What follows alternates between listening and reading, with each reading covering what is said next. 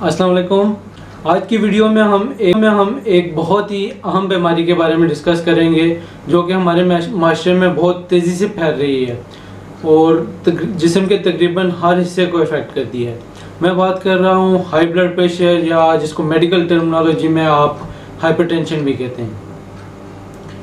Discussion शुरू करने से पहले एक बात जानना ज़रूरी है कि हाई ब्लड प्रेशर कहते किसको हैं। किसी भी पेशेंट में अगर ब्लड प्रेशर 140/90 से ज़्यादा हो उसको हम हाइपरटेंशन कहेंगे।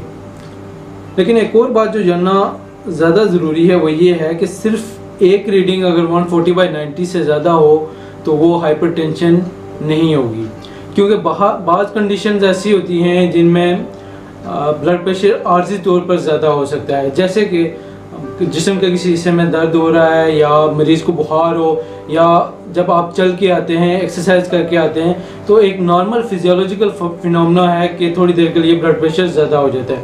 तो इसको हम हरगिज़ हाइपरटेंशन या हाई ब्लड प्रेशर नहीं कहेंगे।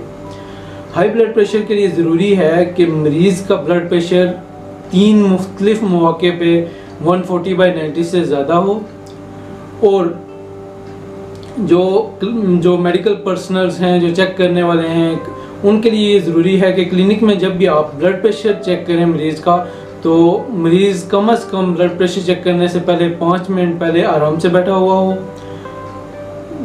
पेशेंट की 2 रीडिंग्स लें जिनके दरमियान 2 मिनट का वक्फा हो, और उसके बाद उन दोनों रीडिंग्स की एवरेज लें, और जो एवरेज होगी वो पेशेंट का एक्चुअल ब्लड प्रेशर होगा।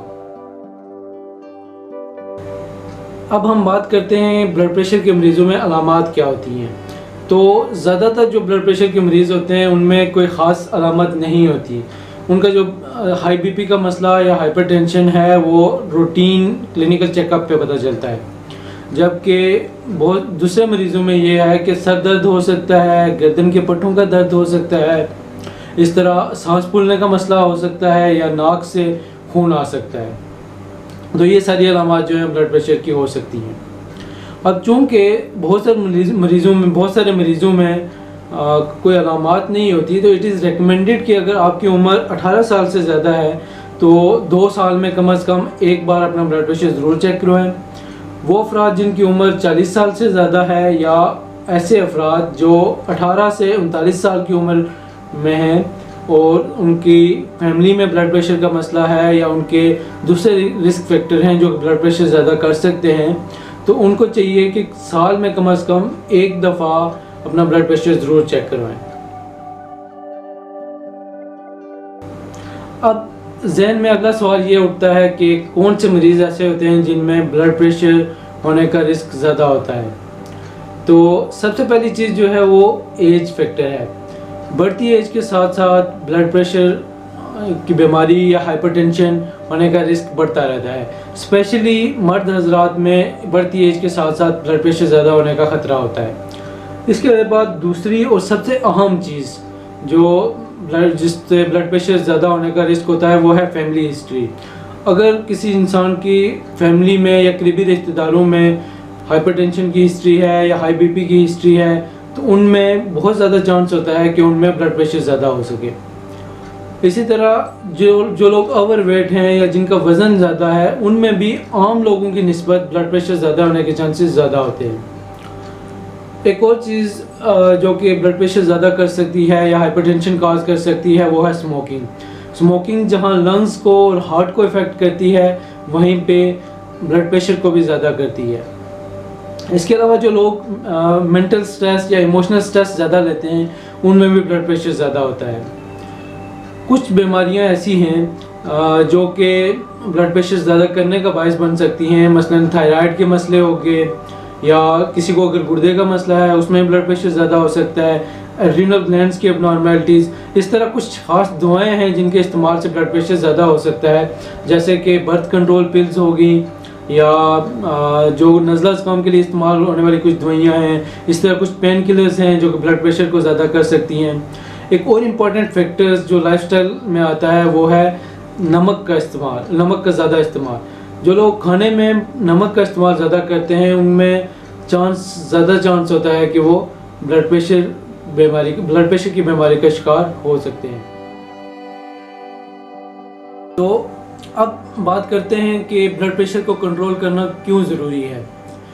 कौन सी ऐसी वजूहत हैं, कौन सी ऐसी कॉम्प्लिकेशन हैं जो कि ब्लड प्रेशर कंट्रोल ना होने की वजह से हो सकती हैं। तो जैसे कि मैंने शुरू में बताया कि ब्लड प्रेशर ऐसी बीमारी है जो कि आपके जिस्म के ऑलमोस्ट हर हिस्से को इफ़ेक्ट कर सकती है। जो मोस्ट कॉमन है, जो ज़्यादा इफ़ेक्टेड पार्ट है, वो है CNS या दिमाग। हाई ब्लड प्रेशर या हाइपरटेंशन इंसान में स्ट्रोक या फॉलिज कर सकती है। अब ये स्ट्रोक रग ब्लॉक होने की सूरत में भी हो सकता है या रग फटने की सूरत में भी हो सकता है, जिसको हम ब्रेन हेमरेज कहते हैं। इसके साथ साथ बहुत अरसे तक अगर ब्लड प्रेशर ज़्यादा हो तो या उसका असर याददाश्त पर भी हो सकता है। हाई BP वाले मरीजों में बिनाई पर भी असर हो सकता है, बिनाई कम हो जाती है। इसी तरह हार्ट पे भी ब्लड प्रेशर का असर होता है, हार्ट अटैक का रिस्क ज़्यादा हो जाता है, हार्ट फेलियर का रिस्क ज़्यादा हो जाता है। इसी तरह ब्लड प्रेशर गुर्दों पर भी इफ़ेक्ट करता है। ब्लड प्रेशर जिन लोगों में ज़्यादा होता है उनमें गुर्दे तक खून पहुंचाने वाली नालियाँ वो सिकुड़ जाती हैं और गुर्दे के फेल होने का बायस बनती हैं। तो अगर आप में ब्लड प्रेशर का मसला है या आप हाइपरटेंशन का शिकार हैं तो प्लीज़ कंसल्ट क्वालिफाइड डॉक्टर्स, किसी क्वालिफाइड मेडिकल स्पेशलिस्ट को कंसल्ट करें और उसकी हिदायत के मुताबिक मेडिसिन के ज़रिए और लाइफस्टाइल चेंजेस के ज़रिए अपने ब्लड प्रेशर को कंट्रोल करें ताकि आप इन मसाइल से बच सकें। आखिर में अपने जनरल प्रैक्टिशनर कोलीग्स के लिए एक इम्पॉर्टेंट बात मैं कहना चाहूँगा कि प्लीज़ आप लोग जो हाई ब्लड प्रेशर को कम करने के लिए ज़ुबान के नीचे जो गोली रखते हैं प्लीज़ उसको अवॉइड करें, क्योंकि देर आर केस स्पोर्ट्स के ज़ुबान के नीचे गोली जो हम ब्लड प्रेशर के लिए रखते हैं उसके ज़रिए उसके साथ फालिज भी हो सकता है।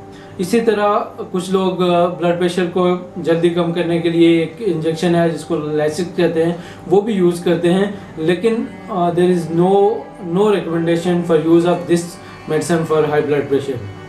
तो thank you for watching the video.